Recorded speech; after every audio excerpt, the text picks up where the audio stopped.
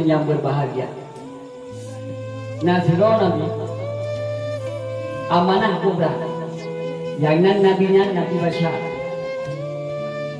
Nabi Bashar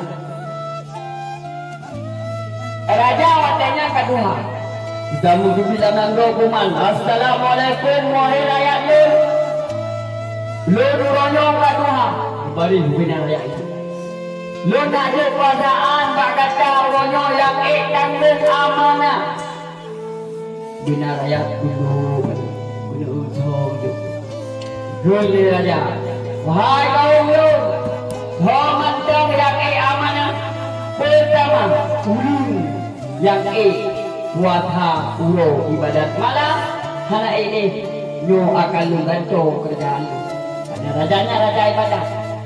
Sud ada undang kawan yang nan baca. Ya raja, insyaallah lu sanggup puasa ulo ibadat malam. Udah lah raja. Nego, wah kaum lu. Sirau ulun dan tereu tok baca nanti. Maka jatuhlah pada ulonya. Kerajaan lu bila lu mana le dengan buat akan jok kepada yaitu bunda yang namanya baca. Hanali raja kaum meninggal jatuh kerjaan pada Bashar.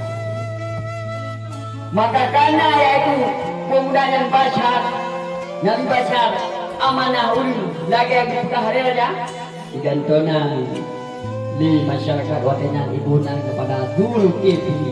Itulah Nabi Zulkifli. Bagaimana Zulkifli? Orang yang memegangkan janji, yang janji.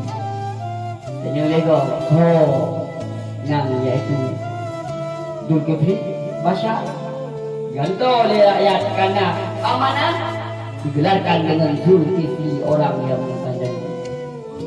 Maka hari kaum muslim yang berbahagia, kesimpulan pada malam yang berbahagia ini bukannya model yang butuh cinta kepada Allah. Punya Allah kan cinta mat ubah cintanya kepada Allah Subhanahu wa taala. Cinta Allah kepada orang yang saleh nya kabian kali. Allah mencintai orang yang saleh itu kebanyakan, tapi Allah cinta Allah pada orang yang salah, orang yang maksiat itu yang jarang terjadi. Ingat kaum muslimin yang berbahagia, cinta Allah pada orang yang saleh kebanyakan. Ulama-ulama kita adalah karena salehnya, orang-orang ibadah kita adalah karena yaitu salehnya, tapi orang salah, orang yang tidak ibadah, orang maksiat, orang yang durhaka kepada Allah, dicinta oleh Allah, itu yang jarang terjadi.